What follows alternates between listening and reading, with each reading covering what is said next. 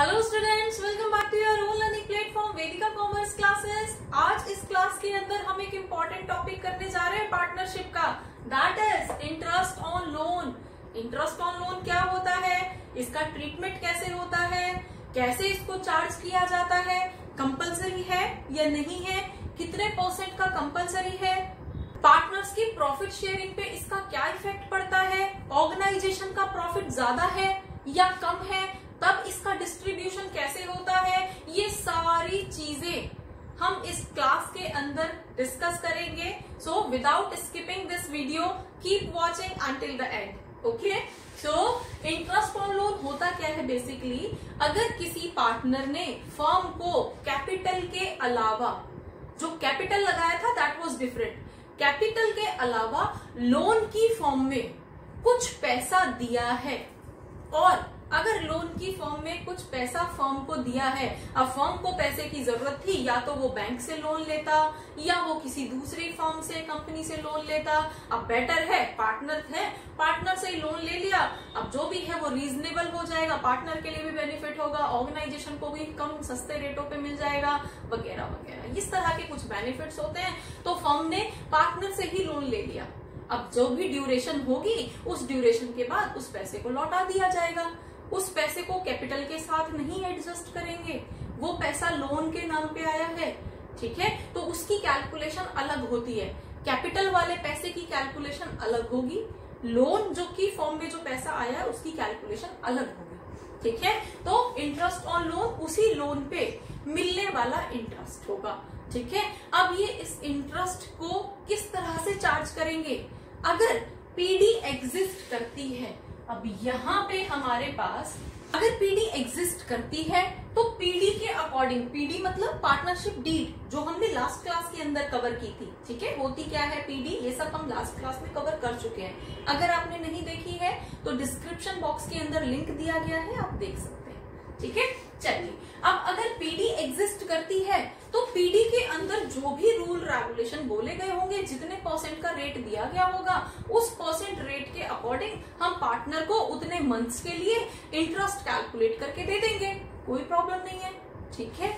लेकिन अगर हमारी पीडी एग्जिस्ट नहीं करती है, नहीं क्रॉस, ठीक है, तो उस केस में भी हमारा इंटरेस्ट ऑन लोन देना कंपलसरी होता है। फर्म के लिए ये चार्ज है, कंपलसरी है, ऑर्गेनाइजेशन के दूसरे खर्चों की तरह ये भी एक खर्चा है, उसको मीट आउट करना ही है।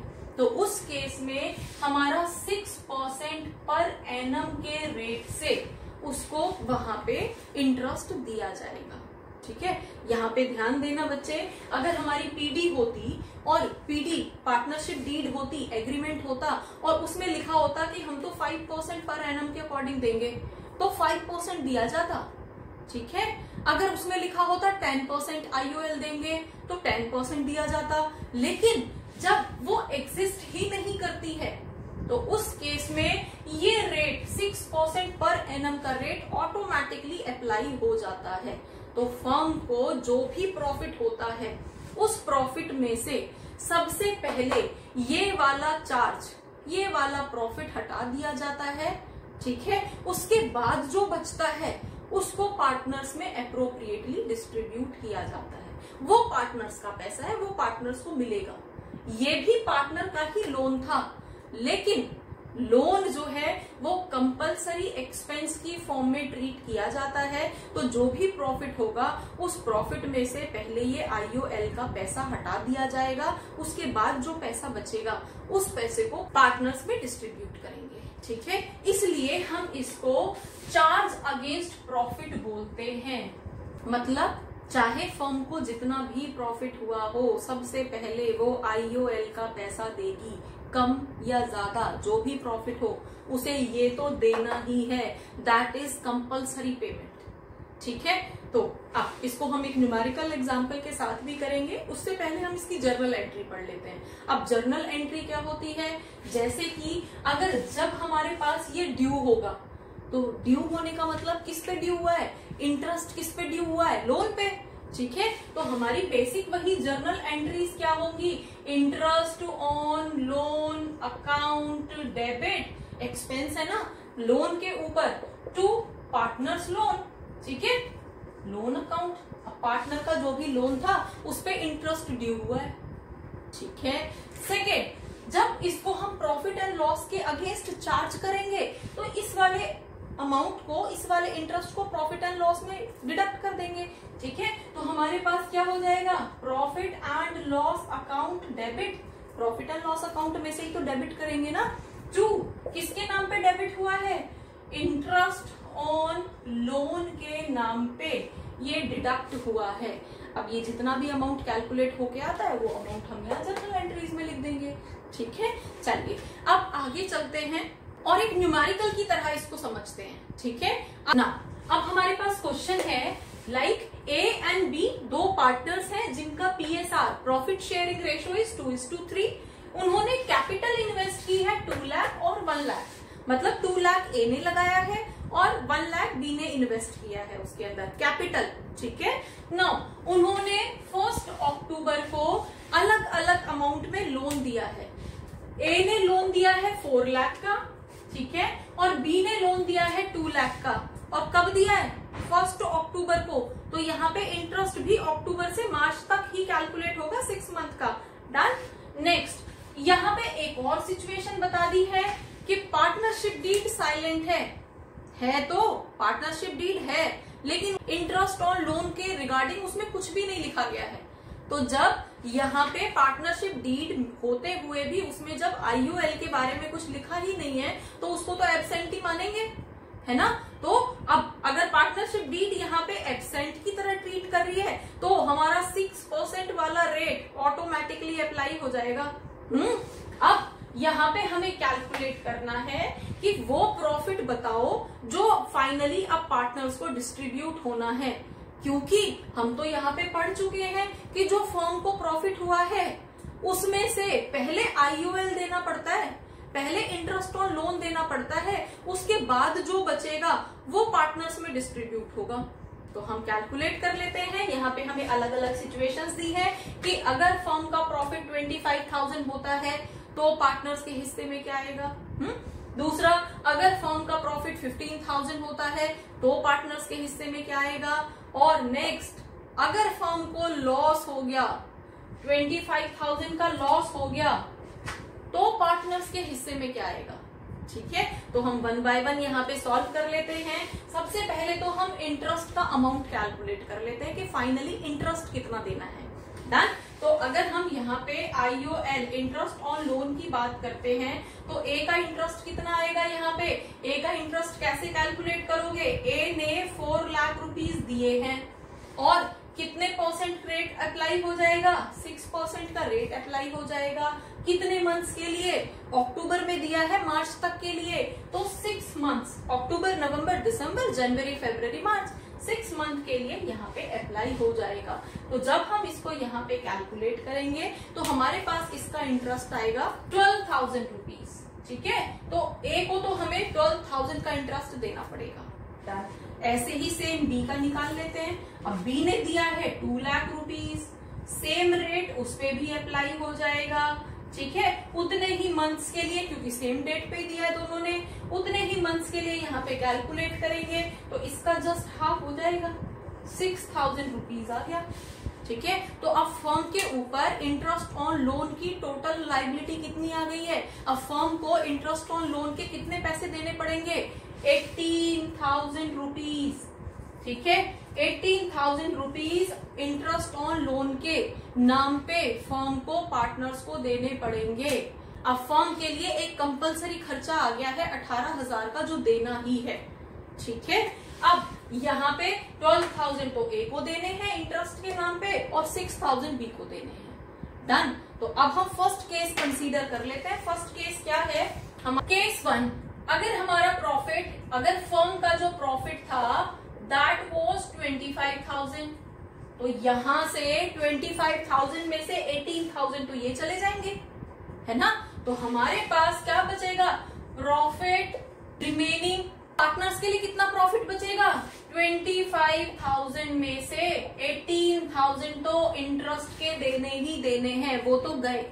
तो हमारे पास यहाँ पे सिर्फ 7,000 रुपीज ही बचेंगे। सिर्फ 7,000 रुपए बचे हैं पार्टनर्स के लिए प्रॉफिट के नाम पे।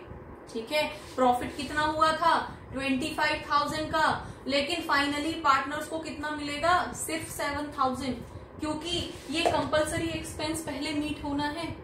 ठीक है, अब इस 7,000 में से ए को कितना मिलेगा, बी को कितना मिलेगा। अब यहाँ पे हमारी प्रॉफिट शेयरिंग क्या है, 7,000 बोला है ना, तो 7,000 में से हमारा कितने रेशो में 2x प्लस 3x में इसको डिस्ट्रीब्यूट करना है, मतलब 5x। तो जब हम 5x से इसको डिवाइड कर लेंगे तो हमारे पास x की वैल्यू कितनी आ जाएगी 7,000 डिवाइडेड बाय 5, तो हमारे पास यहाँ पे 1,400 रुपीज आ जाएंगे। ठीक है, x की वैल्यू। तो अब 2x की वैल्यू क्या रहेगी 2,800 और 3x की वैल्यू क्या हो जाएगी 4,200। अब ये अमाउंट होगा, अब 2,800 तो A को मिल जाएंगे और 4,200 जो है वो B को मिल जाएंगे प्रॉफिट के नाम पे। क्लियर? इस तरह से हम डिस्ट्रीब्यूट कर देते हैं बचे हुए प्रॉफिट को पार्टनर्स के बीच में। ठीक है, अब सेकेंड वाला केस देख लेते हैं। Case number 2, if profit is 15,000, अगर फर्म को प्रॉफिट ही 15,000 का हुआ है तो यहाँ पे IOL देना है 18 का, 12,000 देना है A को और 6,000 देना है B को। तो हमारे पास टोटल IOL का एक्सपेंस 18 का है और प्रॉफिट सिर्फ 15 का हुआ है, तो भी हमें यहाँ पे IOL तो देना ही है। फर्म की लाइबिलिटी है, 18,000 तो पे करना ही है। तो पार्टनर्स के लिए यहाँ पे कितना बचेगा, यहाँ पे जो प्रॉफिट आना था वो प्रॉफिट नहीं मिलेगा। अब तो यहाँ पे -18,000 जब आप करोगे तो यहाँ पे लॉस आएगा 3,000 का। फाइनली पार्टनर्स को लॉस बियर करना पड़ेगा। ठीक है, फाइनली पार्टनर्स को लॉस बियर करना पड़ेगा और लॉस भी वो अपने रेशो में ही करेंगे। अगेन उनका रेशो क्या था, वही 3:2, सेम इसी मैनर में ही कैलकुलेट कर देंगे। 3,000 डिवाइडेड बाय 5, तो हमारे पास x की वैल्यू 600 आ जाएगी। तो 600 के अकॉर्डिंग अगर हम 2x निकालेंगे तो A को 1,200 का लॉस बियर करना पड़ेगा और B को 1,800 का लॉस बियर करना पड़ेगा। अब देखो यहाँ पे प्रॉफिट था ऑर्गेनाइजेशन को, लेकिन फिर भी पार्टनर्स को लॉस बियर करना पड़ा। पार्टनर्स के हिस्से में लॉस आया है, किसकी वजह से, सिर्फ इस इंटरेस्ट ऑन लोन की वजह से। ठीक है, अब थर्ड केस देख लेते हैं, और थर्ड केस में तो ऑलरेडी लॉस है। तो थर्ड केस, इफ लॉस, और लॉस ऑलरेडी 25,000 का है, लॉस है तो ऑलरेडी लॉस है तो भी हमें IOL तो देना ही है। तो लॉस बढ़ के कितना हो जाएगा, ये भी लॉस और 18,000 जो इसमें से माइनस करने थे वो भी सेम साइन के हो गए, नेगेटिव नेगेटिव वैल्यू हो गई ना दोनों, ये भी माइनस ये भी माइनस। तो टोटल हमारे लिए टोटल लॉस कितने का हो जाएगा 43,000 का टोटल लॉस हो जाएगा। और अब इस 43,000 को पार्टनर्स बियर करेंगे अपने अपने रेशो में। तो ए के हिस्से में कितना आएगा, सेम इसी तरह से हम निकाल लेंगे। तो x की वैल्यू क्या आएगी, वैल्यू हमारे पास आती है 8,600। तो जब हम 2x निकालेंगे तो 2 × 8,600 और जब हम 3x निकालेंगे तो 3 × 8,600। तो हमारे पास वैल्यूज क्या क्या आएंगी।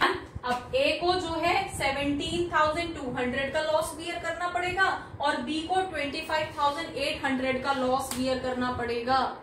ऑलरेडी लॉस में थी फर्म और उस पे फिर हमें IOL भी देना था। फर्म के ऊपर एक और खर्चा था IOL का। तो टोटल लॉस कितना हो गया, टोटल लॉस 43,000 का। ठीक है, उसको अपने अपने रेशो में डिस्ट्रीब्यूट कर लिया पार्टनर्स ने। ठीक है, और किसी तरह का कोई डिस्प्यूट भी नहीं हुआ क्योंकि PD के अंदर ये लॉ है और सारे पार्टनर्स को उसको मानना पड़ता है। ठीक है, तो पार्टनरशिप डीड ना होते हुए भी यहाँ पे पार्टनरशिप डीड के थ्रू इंटरेस्ट ऑन लोन पे 6% का अमाउंट ऑटोमेटिकली यहाँ पे चार्ज हो गया। क्लियर? तो होपफुली इंटरेस्ट ऑन लोन किस सिचुएशन में कैसे कैलकुलेट करते हैं आपको समझ आया होगा। For more Keep watching, keep learning. Thank you.